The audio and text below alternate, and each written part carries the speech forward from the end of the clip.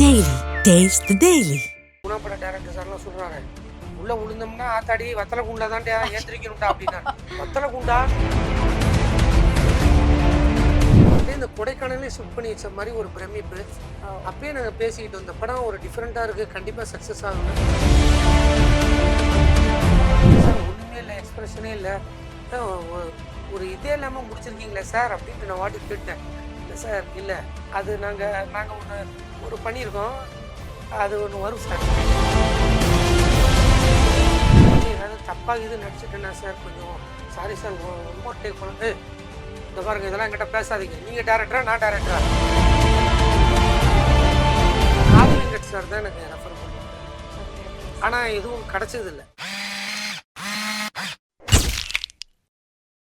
திரைமொழி நேயர்கள் எல்லாருக்குமே hi hello, எல்லாருமே எப்படி இருக்கிறீங்க? இன்னைக்கு யாரை பார்க்க போறோம் அப்படின்னா, மெட்ராஸ் கார்த்தி அப்படின்னு சொன்னா எல்லாருக்குமே தெரியும். அட்ரஸ் கார்த்தி அப்படின்னு சொன்னாலும் இப்ப நிறைய பேருக்கு வந்து தெரிய ஆரம்பிச்சிருக்கு. அட்ரஸ் கார்த்திக் சார் அவங்கள தான் பார்க்க போறோம். வாங்க. வணக்கம் சார். வணக்கம். எப்படி சார் இருக்கீங்க? நல்லா இருக்கேங்க. வடிவேல் சாரா இருக்கட்டும், சந்தானம் சாரா இருக்கட்டும், சூரி சாரா இருக்கட்டும், இப்போ இதுக்கு முன்னாடி வந்து Santhanam sir, Vadivel sir, Vivek sir எல்லாருமே வந்து நிறைய படங்கள் காமெடினா பண்ணி ஹீரோவா பண்ணணும்னு ட்ரை பண்ணுவாங்க. பட் அவங்களுக்குலாம் அந்த அளவுக்கு ரீச் கிடைக்கல. பட் சூரி சாருக்கு மட்டும் எப்படி எப்படி ஒரு ரீச் கிடைச்சிருக்கு? அவரோட தோற்றத்துக்கும் அந்த ஸ்கிரிப்ட் இருக்கு பார்த்தீங்களா, ம் அதுக்கு அவரை மாற்றிக்கிட்டாரு பாருங்க. ம் ம். அதான் அதான் அதான் விஷயம். கதை ஸ்கிரிப்ட் தான். தான், இன்னும் கதை தாங்க கதை. ம் அந்த கேரக்டருக்கு இவர் ஆப்டா இருக்காரு, ம். அதுதான் விஷயம். ஓகே அதனாலதான் அந்த படம் ஜெயிச்சதுன்னா அவருக்கு லைஃப். ஓகே. நிறைய அதான். பேர் சொல்றாங்க அதிர்ஷ்டம் சொல்றாங்க, நிறைய பேர் சொல்றாங்க அது ஏதாவது டீம் பாலிடிக்ஸா இருக்கும் அப்படிலாம் நிறைய இல்லைங்க, கதை வருது. அதிர்ஷ்டம்லாம் நம்பி எல்லாம் லைஃப் கிடையாதுங்க. ம் சினிமாவில் எதுலையுமே பார்த்தீங்கன்னா டேலண்ட்னு ஒன்று இருக்கு, அதை ம் தான் உலகம் பார்க்கும். டேலண்ட் ம் இல்லாமல் நிறைய பேர் ரெக்கமெண்ட்லாம் பண்ணுவாங்களே சினிமாக்கெல்லாம். ம். சினிமாவே நேசிச்சிருக்காங்க பார்த்தீங்களா, கண்டிப்பா. அவங்க தான் வெளியூர்லேருந்து வந்து இங்கே கஷ்டப்பட்டு டிரைவிங் பார்த்துட்டு ஹோட்டலில் ஒர்க் பண்ணிக்கிட்டு நிறைய பார்ட் டைம் ஜாப்லாம் பண்ணிட்டு. ம். ஏன்னா இது எவ்வளோ நாள் நடக்கும். நானுமே அப்படி தான். நானும் இப்போ ஒரு கம்பெனியில் ஒர்க் பண்ணிகிட்டு இருக்கேன், ஜோன்னு சொல்லி ஒரு விஎஃப்எக்ஸ் ஸ்டுடியோவில் ஓகே, ஒர்க் ஓகே, பண்ணிகிட்டு ஓகே. இருக்கேன். சினிமாக்குள்ளரே தான். ஓகே வெளி சார். கம்பெனின்னா ஒத்து வராது. ஒரு வாரம் லீவா அப்படியே போயிடுன்ட்டாங்க ஒரு கம்பெனியில். ஓஹோ! ஆமாம், அப்படியே இன்னும் ஒரு மாசமா எடுத்துக்கோங்க, அப்படியே வேற கம்பெனிக்கு போயிடுங்கன்ட்டாங்க. அதனால சினிமாவை நேசிக்கிறவங்களுக்கு ஆ. ஏதாவது அதுக்குள்ளாரையே ஒர்க் இருக்கும் பாருங்க, ஆமாமா. அதை பார்த்துக்கிட்டு நம்மளுக்கு ஃப்ளெக்சிபிளாக உள்ளதை பார்த்து தான் பண்ண முடியும். Okay, okay. இது வந்து கரெக்டாக இத்தனாம் தேதி 7ஆம் தேதி கரெக்டாக ஷூட்டிங் உங்களுக்கு வந்துடும் அப்படிலாம் ம், சொல்ல முடியாது. ம், திடீர்னு மாறலாம், ஏதோ ஒரு சந்தர்ப்பம், ம், சூழ்நிலைகள், இயற்கை இது, இல்லை ஃபைனான்சியல் பிரச்சனை, இல்லை ம், ஆர்டிஸ்ட்டுக்கு ஏதாவது உடம்பு சரியில்லை, திடீர்னு டேட்டு மாறலாம். ம். ஒரு நாள் ஃபுல்லும் உட்கார வச்சு சம்பளமும் கொடுத்து சாப்பாடும் போட்டு அனுப்பிச்சதும் இருக்கு சினிமாவில். Okay, okay. கடைசியில் அந்த படம் எடுக்கவே இல்லை, சில காரணத்தினால அந்த படம் எடுக்கல. ம். அந்த மாதிரிலாமும் நடந்திருக்கு. நம்ம ஓகே, அதெல்லாம் ஓகே. எதையுமே வந்து பாசிட்டிவாக எடுத்துட்டு போயிட்டே இருக்கணுங்க. Okay, okay. என்னோட அனுபவத்தில் எனக்கு தெரிஞ்சு என்ன அப்படின்னா, ம், டேலண்ட் தான் இங்கே இங்கே வந்து நோ ரெக்கமெண்டேஷன் ம். சொல்லுவாங்க. ரெக்கமெண்டேஷன் இருந்தால் பண்ணலாம் அப்படின்னா, ரெக்கமெண்டேஷன் வேற, டேலண்ட் வேற. யாராவது முன்னணி நடிகர்கள் கூட நடிச்சிருக்கீங்களா? நிறைய பேர் அ. கூட, சாய்ஜி ஷிண்டே சார் கூட பண்ணியிருக்கேன், வேட்டைக்காரன்லாம் பண்ணியிருக்கேன். ம். சிக்கு புக்கில் ஆர்யா சார் கூட ஒரு சின்ன சீன் பண்ணியிருக்கேன். சூப்பர். அதுக்கப்புறம் புரியாத புதிர்னு விஜய் சேதுபதி கூட அவர் கூட பண்ணியிருக்கேன். Okay, okay. வனம்னு ஒரு படம், எட்டு தோடாக்கள் வெற்றி, ம். அவங்க கூட பண்ணியிருக்கேன்.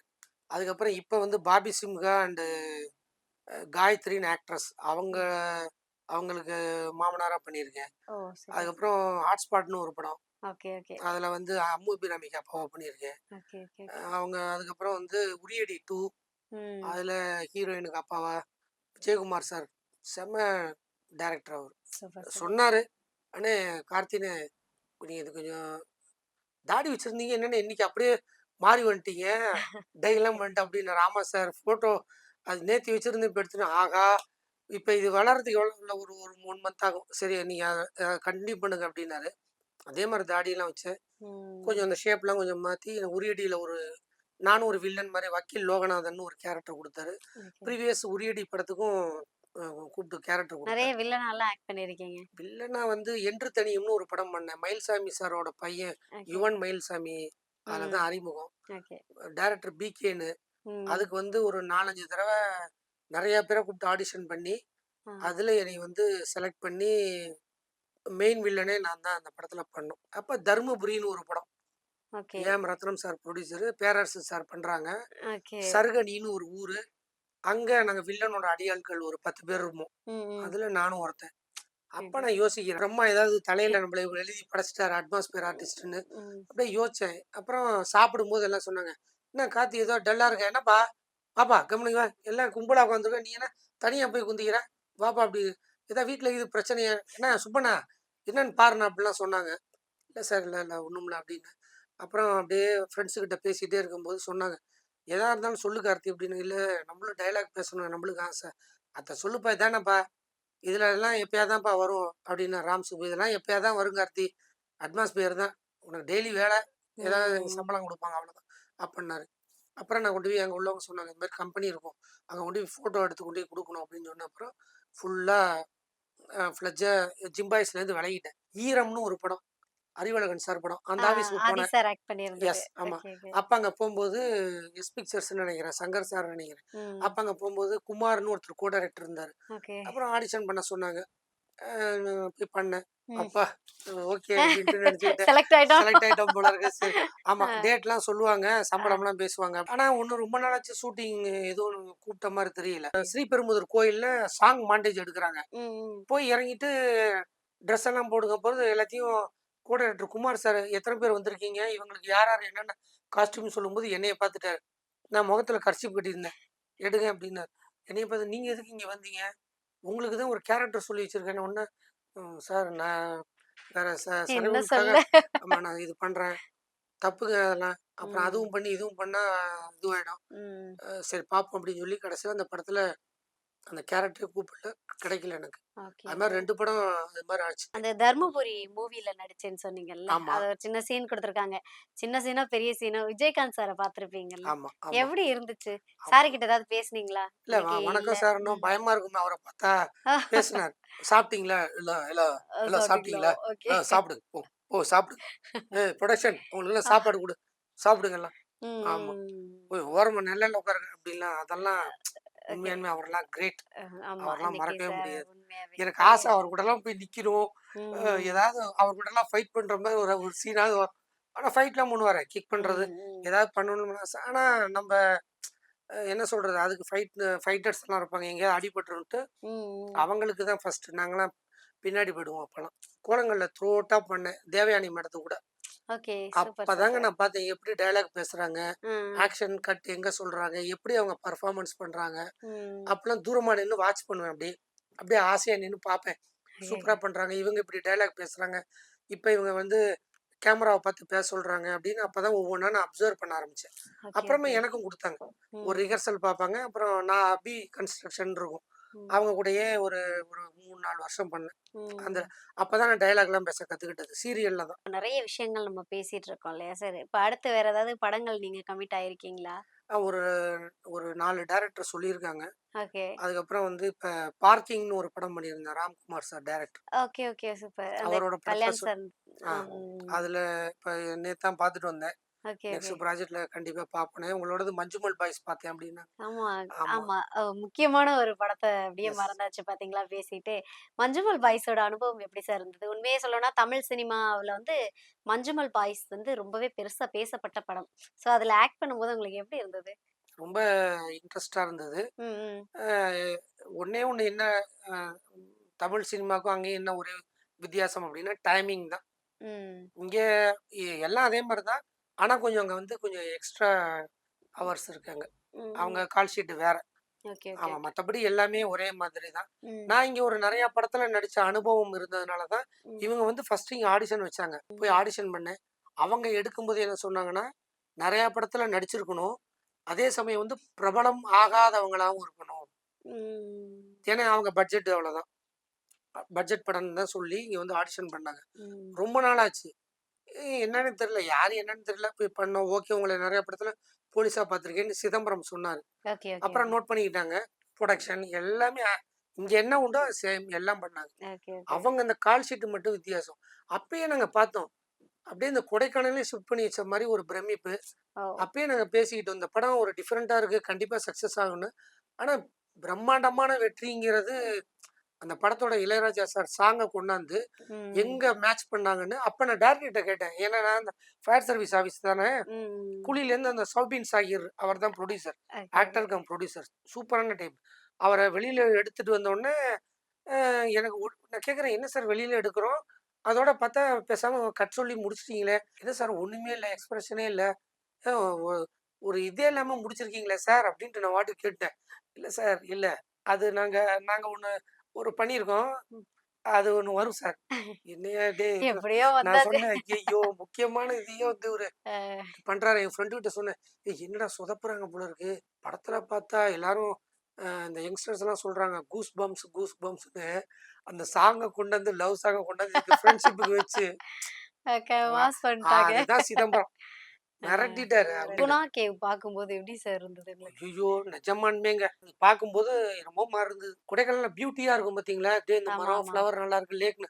ஆனா அந்த இடத்த பார்த்தா ஒரு மாரி பெரிய குழி மாரி அது செடியெல்லாம் வளர்ந்து ஓகே, ஓகே, ஓகே. ஃபுல்லா இருக்கு. அதுக்குள்ளார இறங்கி இப்படி இந்த பழைய காலத்துல கிணறுலலாம் இப்படி ஆமா. உள்ள படிக்கட்டு இறங்கி வச்சிருப்பாங்க போவோம். பார்த்தீங்களா? இப்படி ஆமாமா. ஒரு கல்லு கல்லா வச்சிருப்பாங்க. துணி ம். துவைக்கிற கல்லு மாரி ம். ஸ்டெப்ஸ் இறங்குறதுக்கு. அந்த மாரி அத மாரி போயிட்டு தான் உள்ள முடியும். ஓ! அதுல போயிட்டு என்ன பண்ணுவாங்க, இது தரையோட தரையா இருந்ததுன்னா, இப்படி வழுக்குன்னு வுட்டாங்கன்னு வச்சுக்கங்க, இந்த இவ்வளோ பெருசு இருக்கும் தெரியாது. அது யாருக்கும். உள்ள போனாங்கன்னா, அது வந்து இப்படி இப்படி ஜிக் ஜிக் ஜிக் ஜிகுன்னு இருக்குமா. ஜிக்ஜாக் லைனா. அதான் அ அந்த டைரக்டர் குணா பட டைரக்டர் சார்லாம் சொல்றாரு. "உள்ள விழுந்தோம்னா, ஆத்தாடி வத்தல குண்டுல தான்டா ஏந்திரிக்கணும்டா" அப்படின்னாரு. "வத்தல குண்டா?" அப்பன்னா பாத்துங்க எவ்வளோ கத்துனா கூட காதுல ஓ! அவ்வளோதான். அங்க ஒரு செட்டு போட்டிருந்தாங்க கொச்சின்ல. ம். ஒரு பெரிய ரைஸ் மில்லு. Okay, okay. இங்க ஒரு யூனிட் நடக்குதுன்னா, அங்க ஒண்ணு. ஆனா ம். இவங்க ப்ரீ புரொடக்ஷன் அப்பயே அங்க செட் ஒர்க்லாம் ஆரம்பிச்சுட்டாங்க. டைரக்டர கட்டிப்புடிச்சு சொன்னேன், "சார் சூப்பர் சார் படம். டாப் 10 மூவிஸ் என்னைக்குமே கேரளாவுல ஒன் ஆஃப் த பெஸ்ட் ஃபிலிமா பெஸ்ட் உங்க படம் ஃபில்ம். இருக்கும் சார். கண்டிப்பா, பிராமிஸ்." கண்டிப்பா. சார் என்ன சார் சொல்றீங்க? இதான் ரியாக்ட். ஆனா வந்து ஒரு 2 இது மிஸ் பண்ணிட்டாரு ம், படத்துல. ம், ம். அது அவரே சொன்னாரு. அந்த ஒரு அவன் தம்பிகிட்ட அந்த குழிக்குள்ளார விழுகுறான் பார்த்தீங்களா, அந்த ம், கேரக்டர். ம். அவன் தம்பிகிட்ட ஒரு பெல்ட் வாங்குவான்.